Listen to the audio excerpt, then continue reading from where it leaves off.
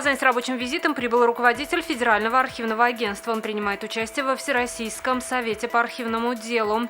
Сегодня вместе с Рустамом Миннихановым они обсудили вопросы сохранности ценных документов. Сегодня в Татарстане подтверждено 28 новых случаев коронавируса, 2 из них контактные. Самое большое число заболевших в Сабинском районе – это 9 человек. В Татарстане полным ходом идет прививочная кампания от сезонного гриппа. Вакцинацию уже прошли более 130 тысяч татарстанцев. Прививку можно сделать и в выходные.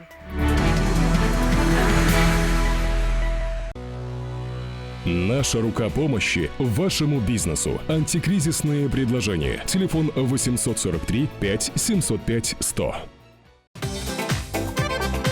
Көтелмәгән кунак көттүреп кенә интернет челтәрләренә дә килеп җитте.